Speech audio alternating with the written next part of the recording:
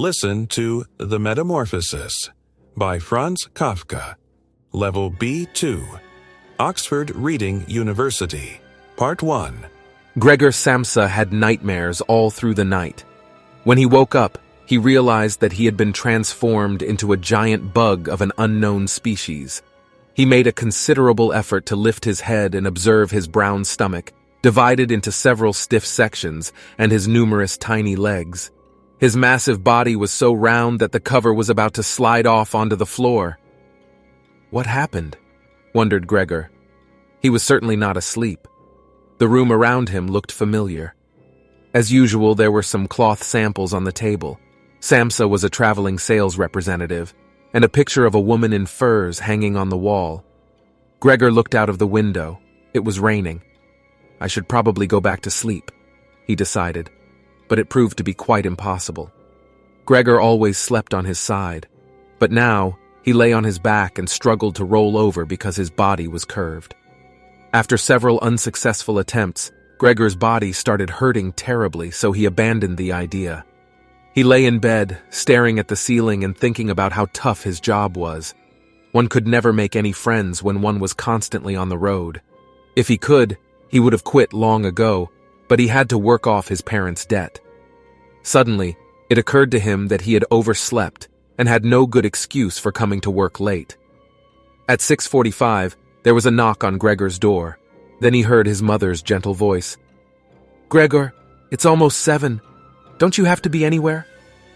Gregor wanted to explain everything properly, but when he opened his mouth, he was shocked at the sound of his voice.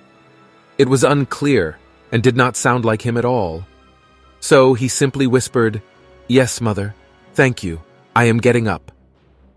Apparently, his mother did not notice the change in his voice, since she seemed satisfied with his answer. However, the fact that he was still at home troubled the rest of the family. First, Gregor's father came. "Gregor, what's wrong?" he asked. Then Greta, Gregor's sister, knocked on his door. "Gregor, are you not well? What happened?" she inquired. "I'm getting ready," said Gregor, doing everything he could to make his voice sound natural. "Open the door, I'm begging you," whispered Greta. But Gregor would like to be left alone and get up in peace. Then he could decide what to do next. However, he could not control his numerous legs. Whenever he bent one of them, another one stretched out. He considered falling off the bed to get up, but he had to do it carefully so as not to injure his head. It was better to stay in bed than to be knocked unconscious. Finally, he rocked himself out of bed, fell to the floor, and hit his head. At that moment, the doorbell rang. The maid opened the door, and Gregor immediately recognized the voice in the hall. It was the chief clerk from work. He came to make inquiries about Gregor. Even more audiobooks in English. Listen, read, and improve your English with the classic bestsellers. In the Ewa app, you can check the translation and the transcription of unknown words, add them to your personalized list, and play word games. Check out appewa.com. "Gregor, the chief clerk is here. He wants to speak to you. Please open the door," said Gregor's father. "Good morning, Mr. Samsa," said the clerk. Then Gregor's mother spoke, trying to justify Gregor's weird behavior. "He was not well," she said. "He was a very thorough person and a responsible worker. He would not have ever missed work if he had been well." Gregor heard his sister cry in the room to his left. Why was she crying? Meanwhile, the chief clerk demanded an explanation for Gregor's behavior and insisted on him opening the door. "I talked to your boss this morning," remarked the clerk. "He thought that you had stolen the money he had recently trusted you with. I gave him my word of honor that you would have never done such a thing. But since you're behaving like that, I should inform you that your position in the firm isn't at all secure. In fact, the sales have been declining, and the boss isn't satisfied with your results." "Sir, I can explain everything," protested Gregor. "I woke up feeling dizzy and couldn't get out of bed. Please be patient. I'm getting up. Moreover, all these accusations are fake. None of these things have ever been mentioned to me." The clerk and Gregor's mother could barely understand what Gregor said. His mother urged Greta to call for a doctor and a locksmith to open the door. Gregor thought it was a wise decision. He felt relieved.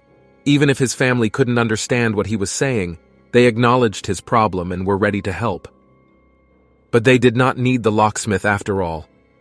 Gregor managed to struggle his way to the door and grab the key with his mouth. It wasn't easy to do with no teeth, and he must have injured himself. A small stream of brown liquid flowed out of his mouth, covering the key.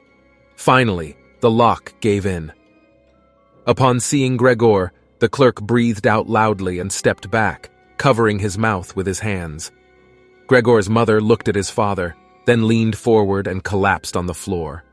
Gregor's father looked furious, and for a moment Gregor was prepared to defend himself, but the father covered his eyes with his hands and broke down in tears. "Now I'll get dressed and go to the office," said Gregor. "I'm begging you to understand my circumstances and report them accurately to the boss. You know that I owe him a lot, and my family is deeply in debt, but I swear I will work it off. You must have a better understanding of my unfortunate situation than the boss. It's easy for him to be stricter than he should be. And we travelers are away from the office most of the time. We're not always there to defend ourselves against rumors. But I'm asking you not to plot against me. My life is hard enough on its own." However, the clerk wasn't listening. He was moving steadily toward the door, very slowly, as if he was not permitted to leave. When he reached the entrance hall, he turned around and rushed out of the house. But Gregor could not let him leave. His family relied largely on his income, and he had to do everything to retain his position. He ran after the clerk, but the man was faster. He jumped down several steps at once and disappeared through the front door, screaming in terror. Gregor's sudden movement frightened his father. He grabbed a newspaper from the table in the living room and drove Gregor back into his bedroom. He was unable to understand his son's appeals. When Gregor reached the double doors, he realized that his body was too broad and would not fit there unless his father opened the other half of the door. But he could not communicate that, and the father kept pushing him into the room at an uncomfortable angle, wounding him heavily in the process. Gregor landed on the floor. His father shut the door, and then everything went silent. 2. Gregor slept until the evening and woke up to find a bowl of milk and some bread in front of him. He was glad to see it. Milk had always been his favorite drink. However, when he tasted it, he was disappointed. It tasted weird and unpleasant. Gregor saw that the lamp was lit in the living room, but nobody talked. He lay there in complete silence, proud that he had been able to ensure his family a comfortable life. However, he did not want to think about what would happen now that their wealth and comfort were threatened. He started to move around the room, crawling up and down the walls, trying to calm his nerves. During the night, the door was slightly opened and then immediately shut twice. It was as if someone tried to come in but then decided not to. Gregor wanted to learn who was there, but he could not see anything. Late at night, the light in the living room went out, and Gregor hid under the couch, suddenly ashamed of himself. He barely slept at night, and his troubled dreams were of his miserable state. After much consideration, he decided to do everything he could to cause his family as little suffering as possible. In the morning, Greta opened the door and cast an anxious look inside. When she saw Gregor under the couch, she was so shocked that she closed the door at once, but soon she changed her mind. She entered the room very slowly, saw the full plate standing on the floor, and carried it away. Gregor tried to imagine what she would bring instead. She came back shortly after with a selection of things to choose from: old vegetables, bones from the evening meal, some cheese, and dry bread. When Greta left the room and locked the door behind her, Gregor sprang up to the plate and dug into his meal. He found spoiled vegetables and old cheese much more delicious than fresh milk. A while later, Greta returned and cleaned whatever Gregor had not eaten. They soon established a system. Greta would bring food, then come back later, sweep the floor, and report to her parents how Gregor was doing. Gregor spent most of his time listening to his parents' conversations through the door. He learned that they had savings to live off, but they would soon have to find jobs. Gregor felt ashamed when he heard that. Neither of his parents seemed capable of working. His mother was ill, and his father was out of shape and lacked confidence. He recalled how his father's business had collapsed, leaving the family desperate, and how Gregor had started earning money for them.